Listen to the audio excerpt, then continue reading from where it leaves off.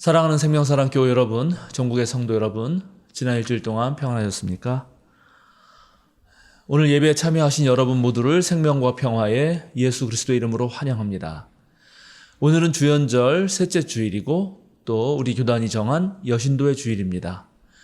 예배의 모든 주관은 우리 여신도회가 하고, 오늘은 특별히 설교를 우리 교회의 협동 목사이시고 또 한신대 신학과와 신학대학원에서 구약 신약을 가르치시는 이영미 교수님께서 해주시겠습니다.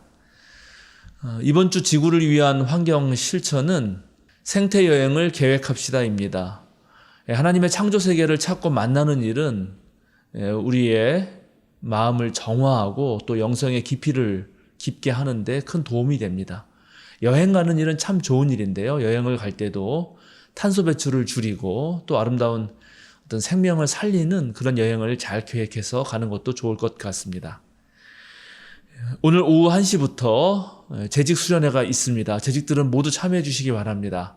우리 생명사랑교회 정관에 따르면 각 부서 그리고 위원회에 참여하는 모든 교인은 재직으로 인정되고 있습니다. 가능한 많이 참석해 주시면 고맙겠습니다. 오후에 사도신경 모임은 우리 서울북로에 목회자 세미나가 있어서 오늘은 휴강하도록 하겠습니다. 이제 성부, 성자, 성령의 임재를 알리는 세 번의 증언림과 더불어 우리 모두 마음을 모아 영과 진리로 하나님께 예배하겠습니다.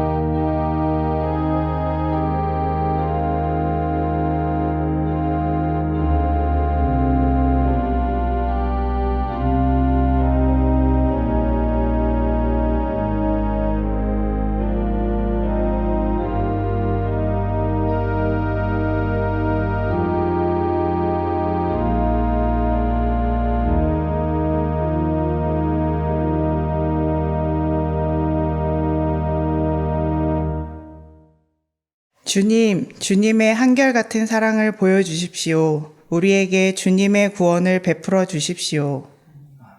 아멘.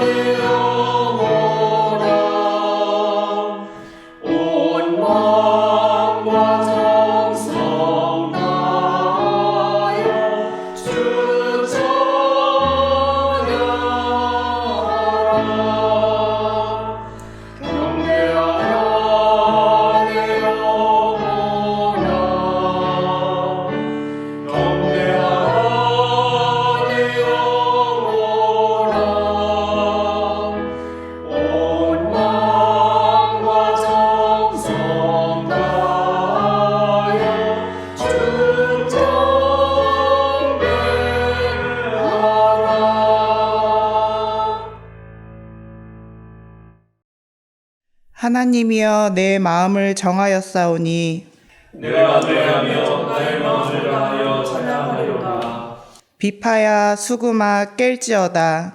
내가 새벽을 깨우리로다. 여호와여 내가 만민 중에서 주께 감사하고 문나라 중에서 주를 찬양하오리니 주의 인자하심이 하늘보다 높으시며 주의 진실은 공창에까지 이르나이다. 하나님이여 주는 하늘 위에 높이 들리시며 주의 영광이 온 땅에서 높임 받으시기를 원하나이다. 주께서 사랑하시는 자들을 건지시기 위하여 우리에게 응답하사 오른손으로 구원하소서. 아멘.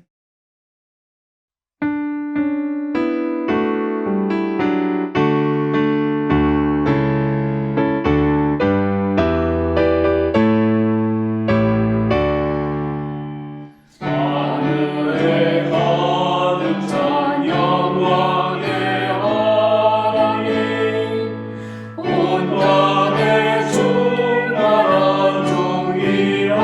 하나님 생명과 밀주로 지혜와 권능으로 언제나 우리를 지키시는 하나님 성부와 성자와 성령 삼위의 하나님 우리 예배를 받아주시옵소서. 사랑이 넘치는 자비하신 하나님 은혜가 풍성한 구원의 하나님 자매의 심령에 평화를 주시옵고 죄악과 허물을 용서하여 주소서. 찬송과 영광과 생명 구원의 하나님 우리 예배를 받아주시옵소서. 연약한 심령을 굳게 세워주시고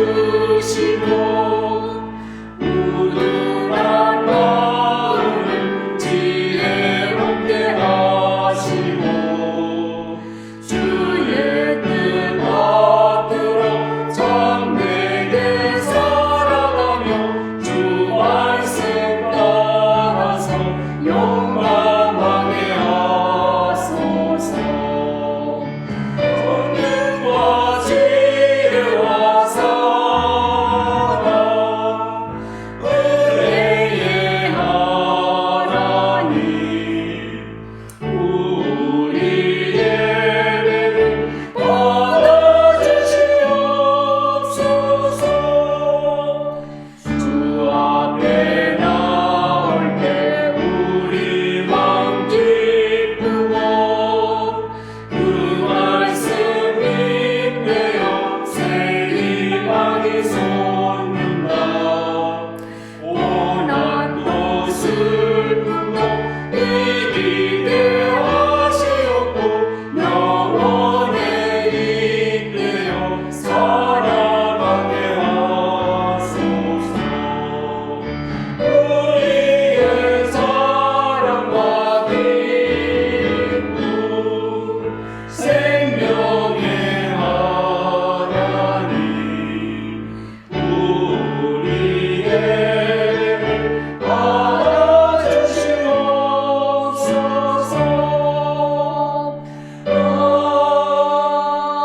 아멘.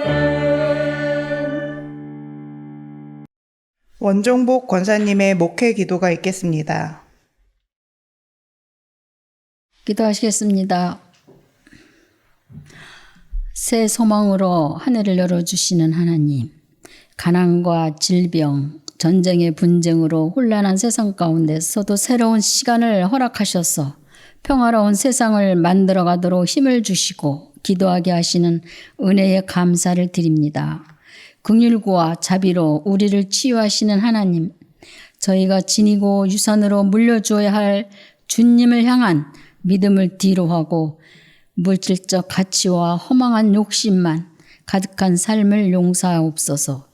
시대와 역사를 주관하신 하나님, 더 이상 강한 자들의 평화를 위해 약자들의 평화가 깨어지지 않는 세상이 되게 하여 주시고 땀 흘린 수고를 빼앗는 자가 없는 세상 되게 하시어 분단된 이 땅에도 화해의 바람이 일게 하소서. 평화이신 하나님, 모든 피조물이 자연의 순환 과정 속에서 하나님을 깨달으며 12만 여신도들이 평화의 주님과 함께 각자의 삶의 자리에서 평화를 일구는 주역들로 살게 하옵소서. 저희를 세상의 빛과 소금이라 하신 하나님, 하루하루를 깨끗함과 정직한 영으로 오직 나와 내 집은 여호와를 섬기겠노라 다짐하며 당신의 부름에 응답하는 한 해가 되게 하옵소서. 참 평화를 세워가는 곳에 함께 하시는 예수 그리스도 이름으로 기도합니다. 아멘.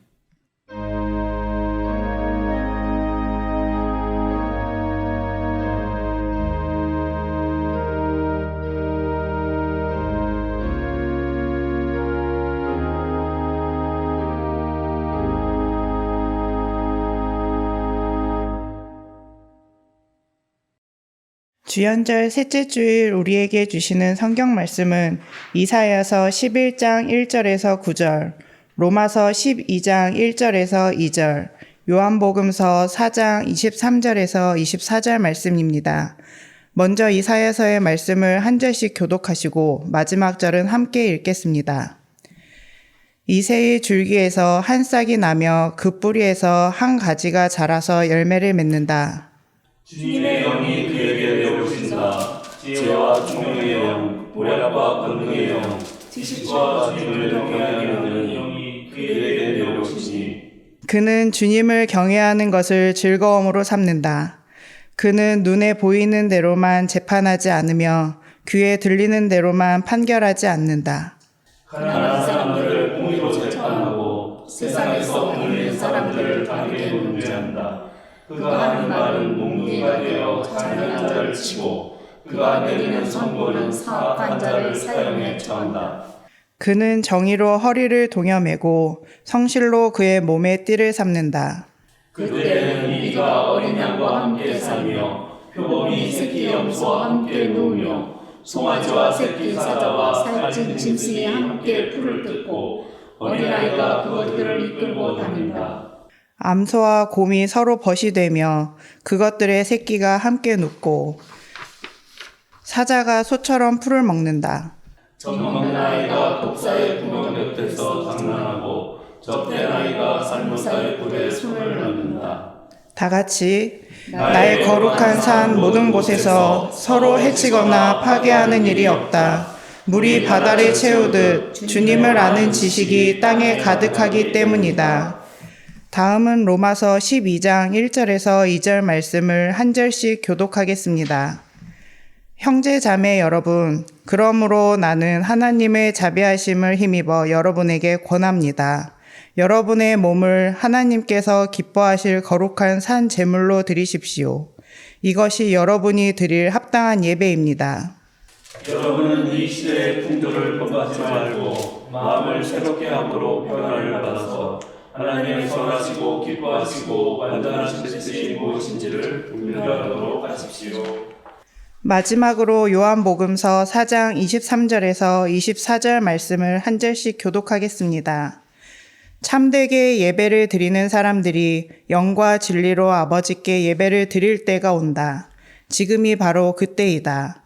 아버지께서는 이렇게 예배를 드리는 사람들을 찾으신다. 하나님은 영이시다. 그러므로 하나님께 예배를 드리는 사람은 영과 진리로 예배를 드려야 한다. 아멘.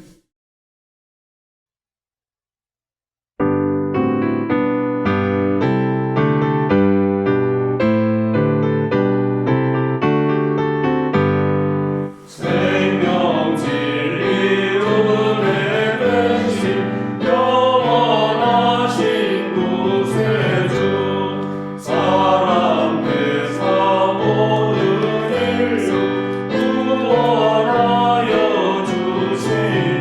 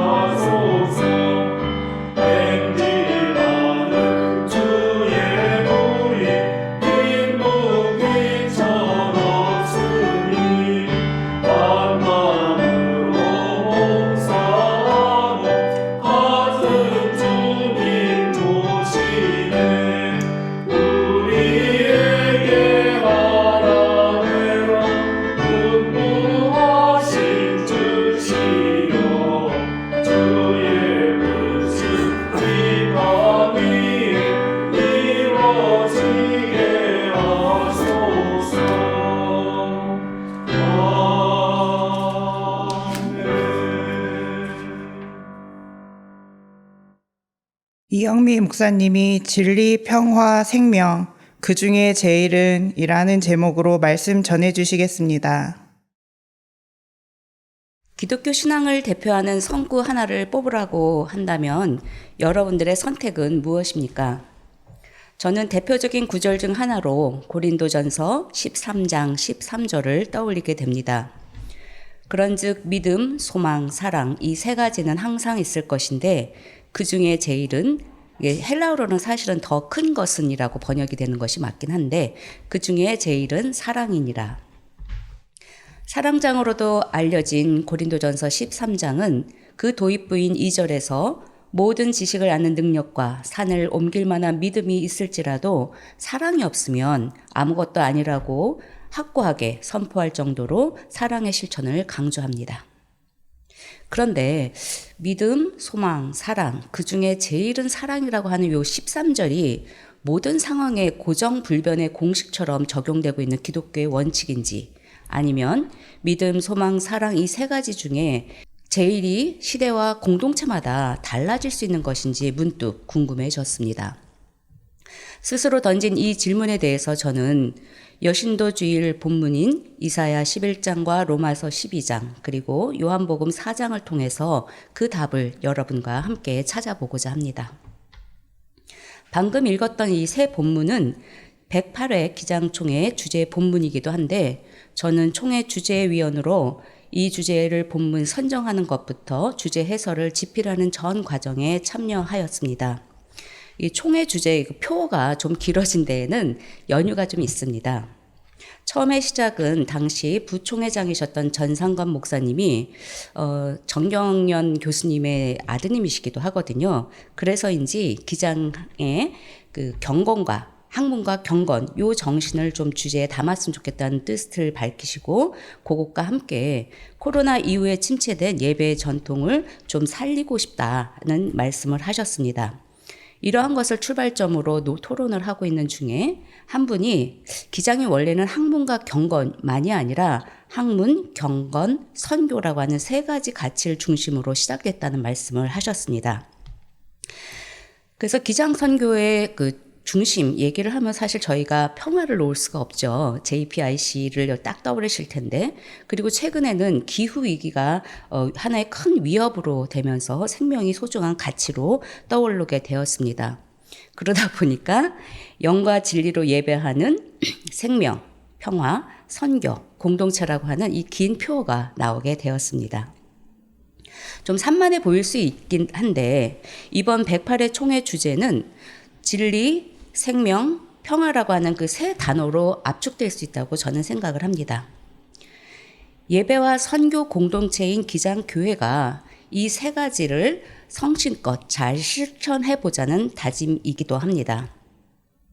고린도 교회가 믿음, 소망, 사랑 이 세 가지 중에 제일은 사랑이라고 한 것처럼 그러면 진리, 생명, 평화 이 세 가지 중에 기장교회에게서 제일은 무엇인가? 첫 번째 질문을 대답도 안 하고 두 번째 또 다른 질문을 던졌는데요. 이거에 대한 답을 또 하기 위해서는 먼저 진리, 생명, 평화라고 하는 그 의미를 본문을 통해서 살펴볼 필요가 있는 것 같습니다. 먼저 로마서 12장 1절에서 2절의 말씀입니다. 1절에서 바울은 영적인 예배 혹은 이것이 이제 그리스어로는 로기코스인데 영적 예배보다는 합당한 예배로 번역하는 것이 더 적절합니다. 예. 그리고 이러한 그 적절한 합당한 예배가 무엇인지를 바로 이어지는 2절에서 바울은 이렇게 설명을 합니다. 너희는 이 세대를 본받지 말고 오직 마음을 새롭게 함으로 변화를 받아 하나님의 선하시고 기뻐하시고 온전하신 뜻이 무엇인지를 분별하도록 하여라. 바울은 본받다, 변화를 받다라고 하는 대조를 통해서 자신의 수사력을 발휘하고 있는데 이 대조가 한글로는 이렇게 딱 선명하게 나타나지가 않습니다. 그래서 이것을 영어로 살펴보면 그 대조가 더 선명해서 좀 영어를 좀 써보면 conform 그리고 transform 이 들으시면서 아셨겠지만 form이라고 하는 그 공통 요소가 있고 con과 trans로 이렇게 대조가 됩니다. 산 제사로 드려지는 이 합당한 예배는 폼에 관한 형태에 관한 것입니다. 이 폼을 따라서 살아갈지, 그 안에 들어가서 살아갈지, 아니면 이 폼을 바꾸어서 살아가면서 그 삶을 하나님께로 이끌어 나갈 것인지가 합당한 예배를 결정하는 기준이 되는 것입니다. 틀을 그대로 유지하면서 그 안에서 하나님의 능력에 의지해서 노력하고 열정을 발휘하는 것이 믿음이라고 간주되고 있고, 그리고 그 결과가 하나님의 뜻이고 축복이라고 간증을 하는 것을 우리가 종종 발견을 합니다. 이것은 하나님의 뜻과 상관이 없이 세대를 쫓아가는 것일 뿐인데, 그러한 태도는 합당한 예배가 아니라고 바울은 말을 하고 있습니다. 바울이 말하는 합당한 예배는 우리의 삶이 세상의 틀을 인정할 때 그 안에서 열심히 사는 것이 아니라 틀 자체를 바꾸고, 그리고 그 틀의 가치를 중심으로 살아가는 것이 아니라 우리가 바꾼 그 틀 속에서 살아가는 것임을 다시 반복적으로 얘기를 하고 있습니다.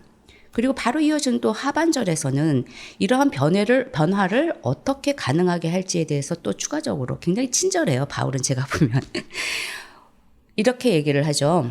오직 마음을 새롭게 함으로 그러한 변화가 가능하다.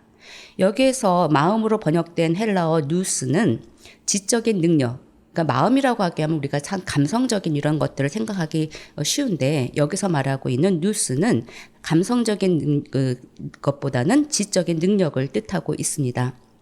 감정적인 변화가 아닌 지적인 영역에서의 변화, 즉 가치관 혹은 인식의 변화를 통해서 우리는 그 틀을 바꾸고 하나님에게로 초점을 맞출 수 있다는 것을 여기서 바울은 역설하고 있는 셈이죠.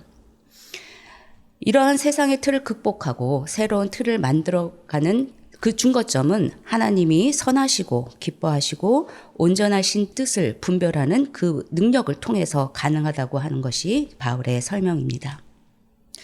이렇게 하고 보니까 하나님의 선하시고 기뻐하시고 온전하신 그 뜻을 우리가 표에서 얘기했던 진리와 상응하는 것이라고 해도 크게 무리는 없을 것이라고 생각됩니다.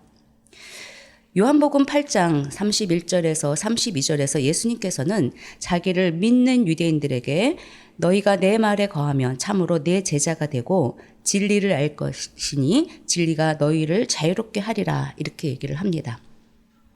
우리가 진리를 얘기를 할 때, 그것이 하나님의 뜻이라고 얘기를 할 때 내가 믿는 그 틀에 의해서 하나님의 뜻을 주장하고 그것이 남을 그리고 내 스스로를 자유롭게 하지 못하고 억압하고 있다면 그 진리가 정말 하나님을 중심에 둔 진리인지를 다시 한번 분별하는 그러한 성찰의 시간이 필요한 것 같습니다. 그래서 진리란 자유함과 같이 병행되는 가치임을 우리는 기억을 해야 되지 않나 하는 생각을 하게 됩니다. 두 번째는 이사야 11장 1절에서 9절의 말씀입니다. 이사야 11장 1절에서 9절은 공의로운 통치자가 출현하고 그 통치자에서 도래하는 이상적인 평화의 세상을 그려내고 있습니다. 1절에서 5절은 공의로운 통치자의 특징, 즉 하나님의 영으로 그리고 지혜로 통치하는 그 정의를 얘기를 하고 있다면, 6절에서 7절은 평화가 이룩된 그런 미래의 낙원을 생태적인 은유로 표현을 하고 있죠. 아주 익숙한 본문입니다. 새로운 세계를 생태적인 은유로 묘사한 사례는 성경에만 있는 것이 아니라 고대 수메리아의 낙원 신화이기도 한 엔키와 난후르삭이라고 하는 곳에는 사자가 죽이지 않고 늑대는 양을 갈취하지 않으며 라고 하는 그런 유사한 대목이 나오는 것처럼 유일한 것은 아닙니다. 이 은유대의 실제적인 의미가 그럼 무엇이냐 하는 것을 이제 저희가 질문을 던져봐야 되는데, 창세기 49장에 나온 야곱의 축복이나 신명기 33장에 나오는 모세의 축복에 이스라엘 부족들이 동물에 많이 비유가 되고 있어요. 우리나라도 곰 토템에 비유되는 것처럼.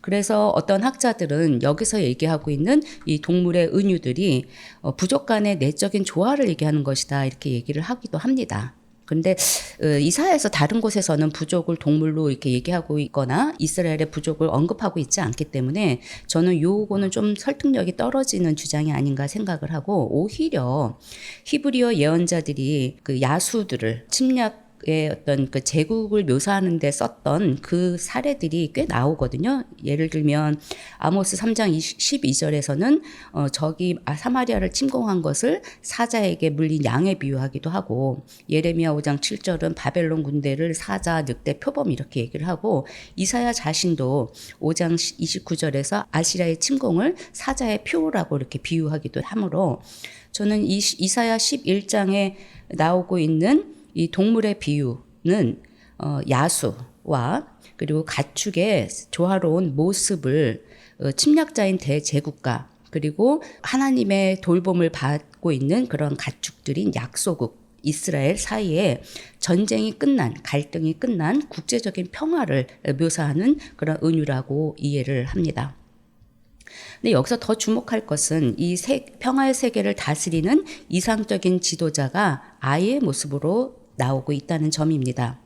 아이 앞에 붙여진 형용사 어린이라고 하는 그 말은 이 아이의 연약함, 순진성, 약함을 얘기를 할 수도 있지만 하나님에 대한 의존성을 강조하기 위한 형용사라고 보여집니다.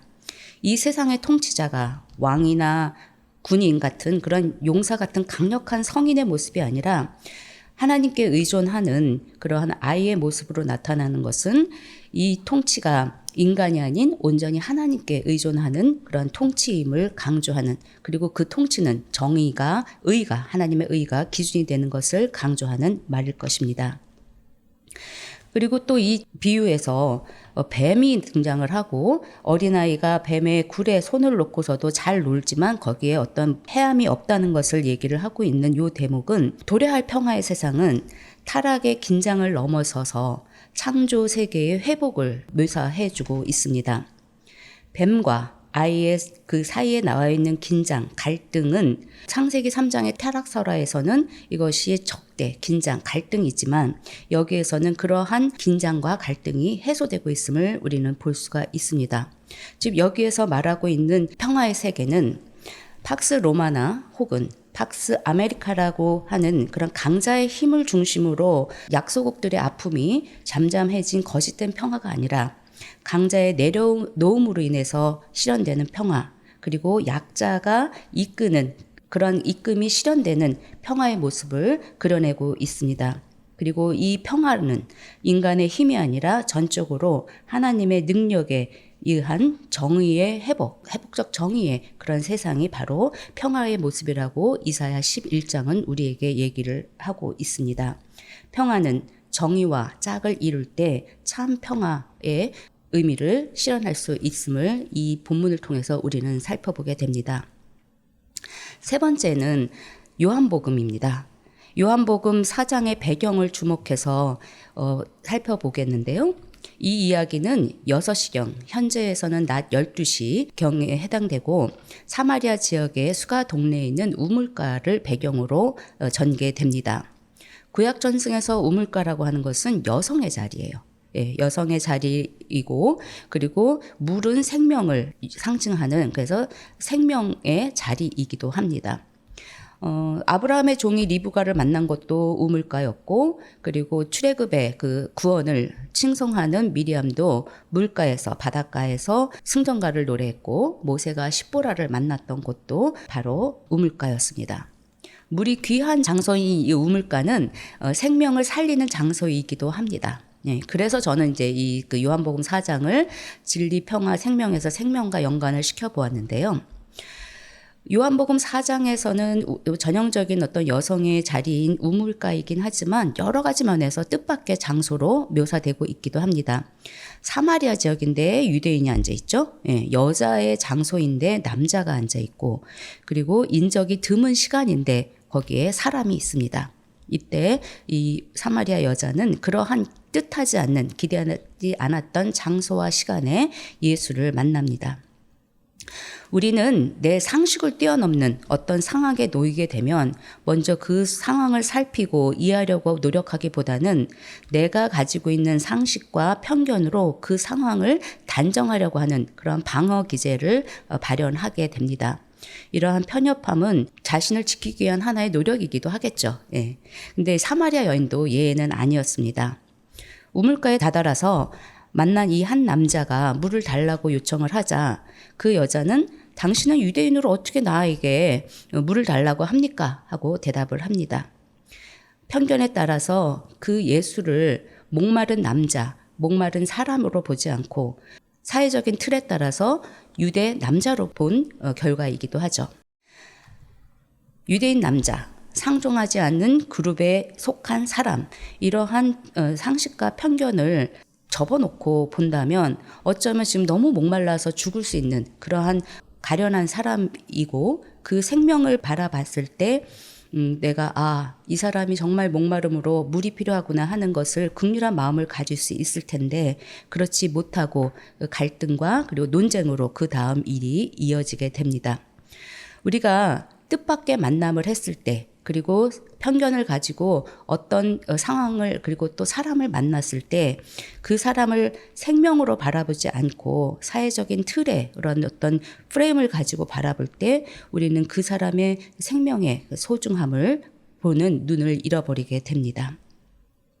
상식과 편견을 딛고 다시 한번 그 사람의 중심, 생명을 바라보는 열린 마음을 가질 때 우리는 그 존재의 중심을 볼 수 있게 되고 그리고 상식을 넘어서는 작은 용기 그리고 편견을 내려놓는 열린 마음으로 하나님의 선물로 내가 만난 그 존재를 온전하게 받아들일 수 있게 됩니다. 사마리아 여자가 제일 처음에 예수를 만났을 때 유대인 남자가 아니고 지치고 목마른 그 한 사람의 아픔을 보았고 그 아픔에 긍휼을 한 마음을 가졌다면 자신이 생명의 소중함을 보는 눈이 바로 뜨어졌을 것이고 그로 인해서 자신이 변화가 되고 그리고 둘 사이에 하나님의 선물을 바라보게 되는 그런 기적을 빨리 경험을 할 수 있지 않았을까 하는 생각을 합니다. 생명을 대하는 이에게 있어서 긍휼의 마음, 즉 사랑이 중요하고 생명은 사랑과 짝을 이룰 때 사람을 살리는, 생명을 살리는 기적을 경험하게 됩니다. 이렇게 세 가지 의미, 진리, 평화, 생명을 살펴보았는데 이제 처음에 질문이었던 믿음, 소망, 사랑은 항상 있을 것인데 그중에 제일은 사랑이라고 이 말이 고정불변의 원칙인지 아니면 시대와 공동체에 따라서 변할 수 있는 그런 유동적인 원칙인지에 대한 답을 좀 해보려고 합니다.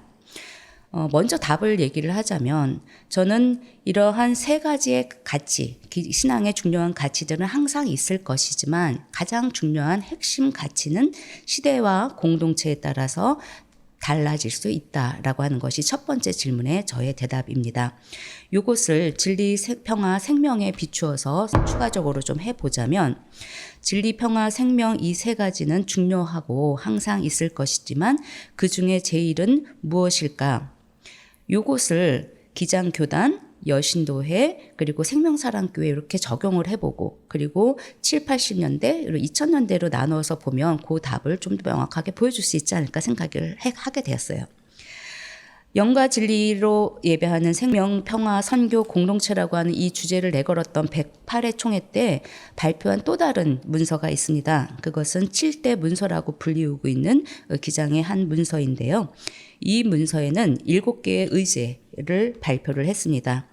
의제 1, 세상을 위해 존재하는 교회, 교회의 위기의 기장성과 지속적인 실천, 차별 없는 사랑의 교회 공동체, 기회 위기와 생태적 전환, 과학기술의 발전과 디지털 혁명, 불평등의 극복과 경제정의 실현, 한반도 평화를 일궈가는 교회, 그리고 마지막 제언으로 팬데믹 이후에 미래 세대를 위한 선교의 새 이름으로 마음의 에큐메니즘 이렇게 제안을 하면서 끝납니다. 이 의제를 읽으면서 정의라고 하는 말은 조금 약간 후퇴한 그런 느낌을 저는 받았습니다. 그런데 이 의제 7개를 보면서 여러분들은 충분히 저하고도 동감을 할 수 있을 것 같은데 방점은 평화에 찍혀 있지 않나 하는 생각을 하게 되었습니다. 그리고 오늘 우리가 여신도회 주일로 지키고 있는데요. 이 여신도회 예배 자료로 제시된 그 문건에서 보면 여신도회 선교 방향은 생명을 최고의 가치로 여기는 생명문화운동, 바른 기독교인으로서의 삶을 실천하기 위한 기독교 어버이 운동, 나눔 선교, 남북 화해와 세계 평화를 염원하는 평화 문화를 만들어 나가기 위한 폭력 근절 운동의 3대 과제로 삼고 아울러 평화 통일 운동, 연합 선교 운동, 여성의 주권과 참여 확대를 위한 양성평등 운동 등을 실천한 것이다라고 밝히고 있습니다.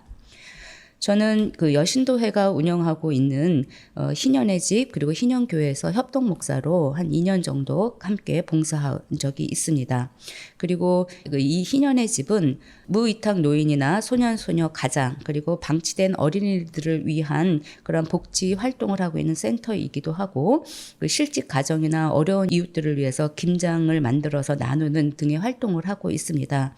그리고 또 여신도에는 북한의 쌀 보내기 운동이라든가 아니 그 평택이나 지금 뭐 필리핀에도 있는데 두레방 그리고 기지촌 여성들을 위한 선교센터죠. 이런 것들을 운영하고 있고 그리고 또 생태 운동에 기장에서 어느 부서보다도 먼저 시작한 곳이 바로 또 여신도 회이기도 합니다. 이러한 전반적인 그 사업과 선교의 전략을 선교 방향을 생각해 볼 때 저는 여신도의 방점은 평화보다는 생명에 있지 않나? 아무튼 이런 생각을 좀 하게 되었습니다. 그리고 이제 제가 생명사랑교회 한 구성원으로 첫 예배를 이렇게 드리고 있지만 생명사랑교회는 그 교회의 이름값이 보여주고 있는 것처럼 진리, 평화, 생명 중에서 생명 그리고 거기에 사랑을 더해서 제1의 가치로 또 삼고 있는 곳일 것 같습니다. 그래서 지금 살펴본 것처럼 진리, 평화, 생명 이 세 가지는 항상 있을 것인데 기장 교단에서는 좀 더 평화에 그리고 여신도에서는 좀 더 생명에 그리고 생명사랑교회는 생명사랑에 이렇게 방점을 두고 있지 않나 하는 생각을 좀 해보았고요. 시기적으로 본다고 해도 이번 7대 그 문서에서 정의가 조금 빠져 있다는 느낌을 제가 말씀드린 바 있는데 7, 80년대의 기장에서는 정의 평화에 더 강점을 주고 있었고 그리고 2000년대 들어와서는 생명 위기를 급격하게 경험하면서 생명에 또 이제 같이 방점을 가지고 있는 그런 느낌을 받아서 평화와 생명이 7, 80년대 그리고 2000년대 조금 좀 달라지지 않았나 하는 생각을 좀 하게 됐습니다.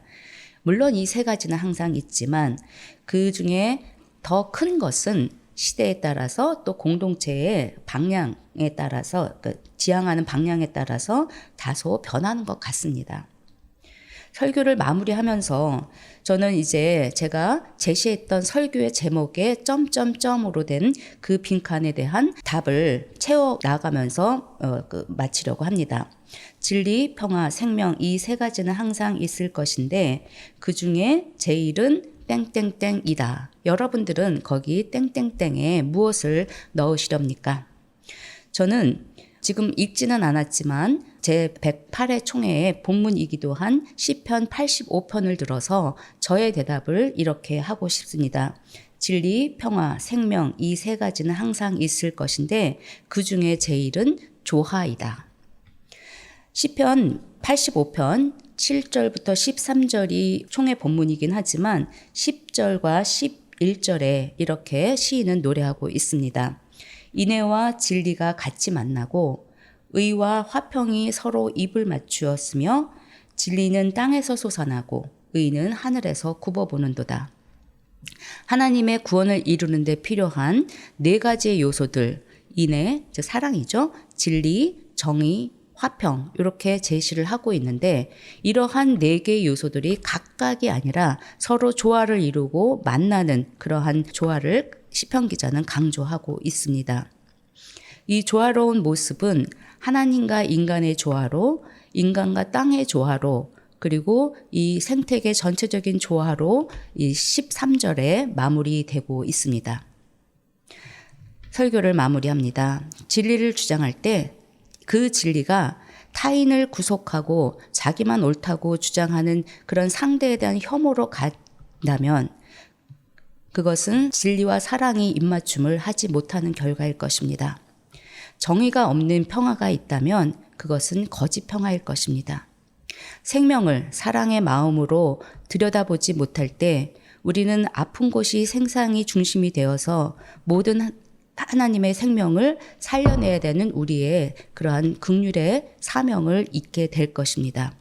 우리 모두가 하나님 품 안에서 생명을 살리는 그런 참 평화를 이루어 나가기 위해서는 진리, 평화, 생명, 이 세 가지를 항상 우리의 중요한 신앙 가치로 삼으면서도 내가 이것을 하나님의 뜻에 맞게, 의에 맞게 잘 조화를 이루면서 실천하고 있는지를 분별하는 그러한 모습으로 살아가는 한 해가 되기를 바라고, 생명 살림을 위해서 노력하는 우리 기장 여신도의 성도 회원 여러분들과 그 모든 교회에 이러한 조화가 이루어지기를 간구합니다. 침묵으로 기도하시겠습니다.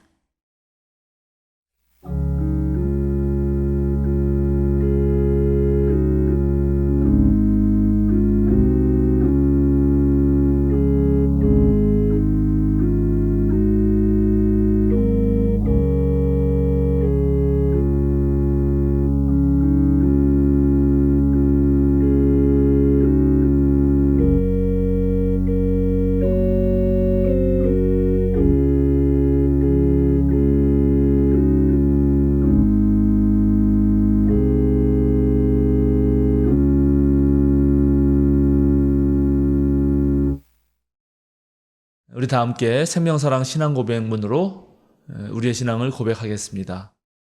우리의 궁극적 의미이신 하나님은 세상을 사랑으로 품으시고 따스함으로 다독이시며 모든 생명을 창조하시는 근원입니다.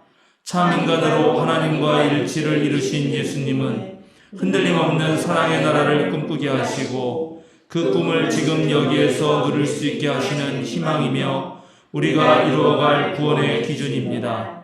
모든 생명을 사랑으로 충만케 하시는 성령님은 우리의 삶과 역사를 진리로 이끌어 주시고 우리를 일깨우셔서 선한 뜻을 따르게 하십니다. 삼위일체 하나님을 만난 우리는 서로의 다름을 인정하고 약한 이들의 아픔에 민감하게 반응하며 그들과 함께 하겠습니다. 우리는 아름답고 선한 것에 주목하고 하나님의 창조 세계를 지키며 생명을 살리는 삶을 살겠습니다. 우리는 세상의 욕망에 휘둘리지 않고 하나님 나라의 가치인 생명, 평화, 정의에 따라 살 것을 다짐합니다. 우리는 하나님, 예수님, 성령님께서 참 그리스도인으로 살아가려는 우리와 항상 함께 해주심을 믿습니다. 아멘. 이제 보냄 찬송 436장 나 이제 주님의 새 생명 얻은 몸 부르시고 이후에 우리 이영명 목사님께서 파송사와 축도해 주시겠습니다.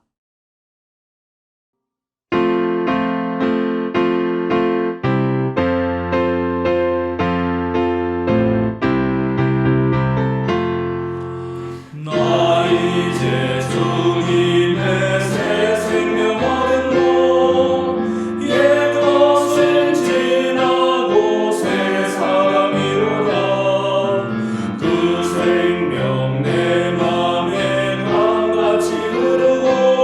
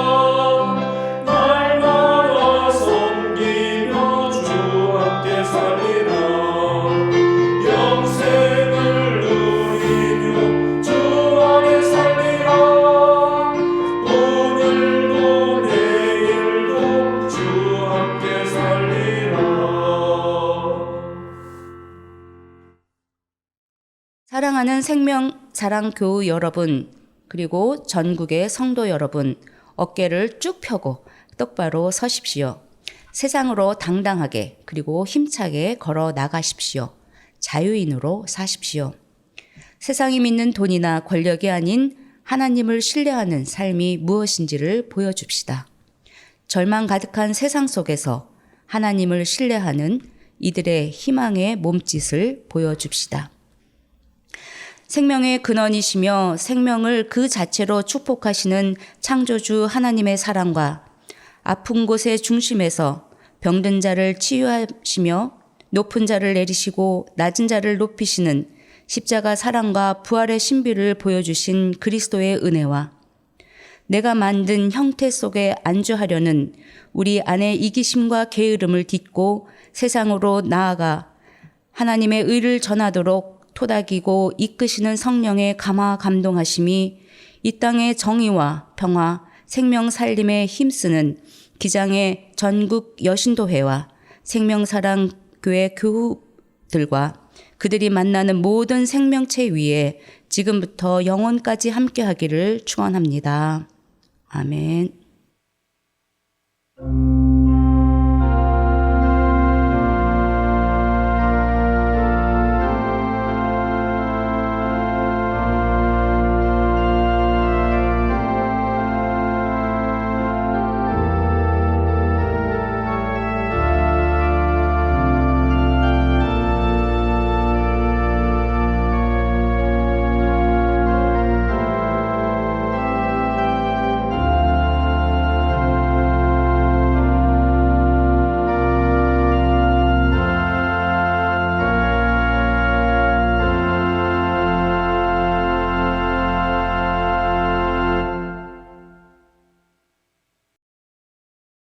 사김과 알림. 오늘은 주연절 셋째 주일이자 여신도회 주일입니다. 여신도회가 예배를 주관했고 설교는 협동 목사이신 이영미 목사님이 해주셨습니다. 오늘 오후 1시에 재직 수련회가 있습니다. 재직들은 참석해 주시기 바랍니다. 생명사랑 추천 도서 목록을 정했습니다. 1월 추천 도서는 마커스 보그의 그리스도교 신앙을 말하다입니다. 교회에 5권을 구비했습니다. 1월 22일부터 24일까지 서울 북로의 신년 목회자 세미나가 있습니다. 한문덕 목사님이 서울 북로의 신년 목회자 세미나에 참석하는 관계로 오늘 사도신경 강의는 휴강합니다. 기부금 영수증이 필요하신 분은 교역실로 연락 주시기 바랍니다. 1월 28일 오후에 정기 공동의회가 있습니다. 11월 공동의회와 연말 재직회를 통해서 교육부 공간 마련을 위한 작정 헌금을 하기로 했습니다. 1월 공동의회에서 약정서를 쓰는 시간을 갖습니다. 개인별, 부서별, 신도별로 함께 기도해 주시기 바랍니다. 2024년부터 매주 수요일 저녁 8시에 아가페 모임을 진행합니다. 자기 진로를 찾기 위해 노력하는 수험생을 위해 함께 마음을 모아주시기 바랍니다. 이번 주 생일자는 27일에 조현영 성도님입니다. 오늘 함께 예배드릴 수 있어서 감사합니다. 오늘 함께 누린 은혜가 한 주간 힘이 되길 원합니다. 다음 주 이 시간에도 함께 모여 예배하겠습니다. 한 주간 평안하시기 바랍니다.